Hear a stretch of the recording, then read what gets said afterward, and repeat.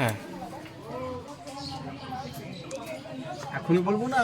বলুন বলুন, শুরু হয়ে গেছে আমার, আপনি আপনার মতো করে বলুন। আচ্ছা, একটু নতুনত্ব বলবো। হ্যাঁ হ্যাঁ।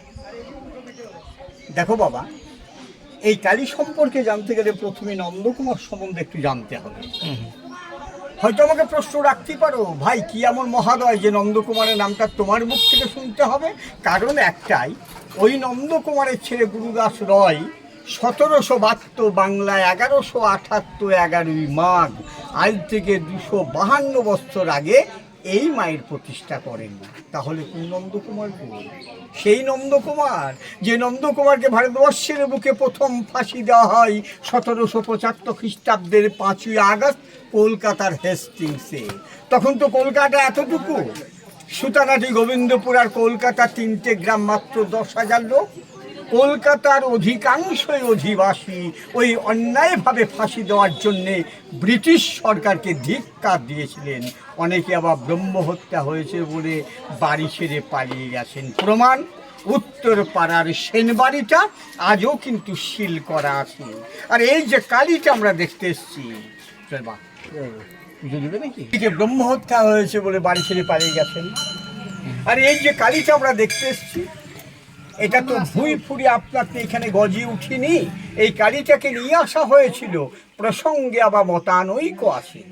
এক পক্ষের মতে বলে এই কালীটা ছিল মগধরাজ জরাসন্ধর কালী, যেটা অশোক বা বিম্বিসারের আমলের কালী বিহারের। বিহার তো পুরনো স্টেট। নালন্দা বিশ্ববিদ্যালয়, অম্ভি, পুরু সকল কি পাচ্ছি। সর্বোপরি অতীত ঘাটো।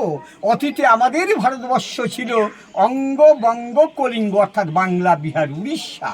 আবার কেউ কেউ বলেন যে কাশীর রাজা চৈত সিং, যেটা বেনারস, ওই নিজের বাড়িতে রাম ইনস্কোপ মাটি খননের সময় এই বিশ্বের অদ্বিত কালীটা পান। এটা কিন্তু একো মা দ্বিতীয়াম, এক এবং অদ্বিতীয় বিগ্রহ, যেটা বিশ্ব ব্রহ্মাণ্ডে আমরা এই ধরনের কালী কোথাও পাবো না গো। তাহলে এই ধরনের কেন বললাম? আরে কালী তো দেখেছি মহাকাল, অর্থাৎ শিবের উপর দাঁড়িয়ে থাকা কালী। এখানে কিন্তু দেখতে পাচ্ছি যে সাপের উপর যোগাসনে বসে থাকা কালী। আমরা দেখেছি 4খানা হাত বিশিষ্ট কালী। এখানে গিয়ে দেখে এলাম, হ্যাঁ, 2খানা হাত বিশিষ্ট কালী। আচ্ছা, আমি যদি জিজ্ঞাসা করি, বলো তো বাবা 4খানা হাতের মানে কি? হয়তো সদুত্তর পাবো কিনা আমি জানি না।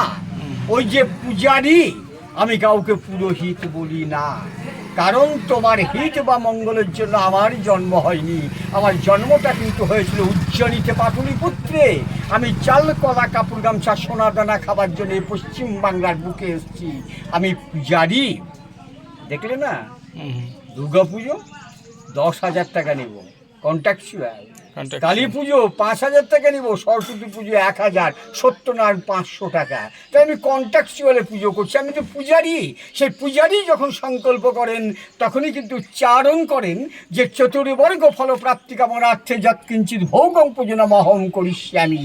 4খানা হাতে 4খানা বর্গ ফল দান করছেন। কি না, তো ধর্ম, অর্থ, কাম, মোক্ষ। যেমন ধর্মও করা চায়, ছুটে এসছো বাবা এখানে, মা কিন্তু যায়নি। আসতে গেলে অর্থ চাই, গাড়ি ভাড়া দিয়েছো, কাম একটা সংসার করবে, বংশ মর্যাদাটাকে টিকে রাখার জন্যে, লাস্টে মুক্তি পেতে হবে, সেই জন্য 4খানা হাত। এনার কিন্তু বড় অভয় মূর্তি 2খানা হাত, বর এবং অভয় দান করছেন। তা কাশীর রাজা চৈত সিং অস্থায়ী একটা মন্দির তৈরি করে পুজো করতে লাগলেন। কান্ত পোদ্দার, যেটা কান্তমোদী ব্রিটিশের পেটুয়া, যার বাড়ি কিন্তু বহরমপুর, ও কিন্তু মাননীয় লর্ড ওয়ারেন হেস্টিংসকে খবর দিয়ে দিলেন যে কাশীর রাজা চৈত সিংয়ের বাড়িতে একটা কষ্টি পাথরের মূর্তি আছে, যার দাম কয়েক হাজার কোটি টাকা। হেস্টিংস এটাকে লুট করে নদীপথের ইংল্যান্ডের মিউজিয়ামে নিয়ে চলে যাচ্ছিলেন নিজেদের দেশে। ওই যে তোমাদেরই কলকাতার বিডন স্ট্রিটের ঘাট, যেটা বর্তমানে নিমতলা ঘাট গো, পূর্বে নাম ছিল বাঁশতলা ঘাট। মহারাজ নন্দকুমার সিরাজউদ্দৌলার পতনের পরে মির্জাফরের আমলে যখন দেওয়ান, তখন এটাকে ধরে নদীপথে এখানে পাঠিয়ে দিলেন। প্রশ্ন করো ভাই, কলকাতার মতো সেল্টার কমিউনিকেশন থাকতে এই হজ পাড়াগ্রামে পাঠালেন কেন? কারণ দুটো। প্রথমত কারণ ব্রিটিশদের চোখ আড়াল করার জন্য প্রত্যন্ত গ্রাম বাংলাতে ফেললেন। বিশাল জঙ্গল ছিল, বাঘ ভাল্লুক বাস করতো, গোপনীয় স্থান। ব্রিটিশ শাকারিপুর গ্রাম চিনত না গো, তারা দিল্লি, কলকাতা, বোম্বাই, ম্যাড্রাস ইত্যাদি বড় বড় শহরকে চিনতেন। আর একটা কারণ, ওই নন্দ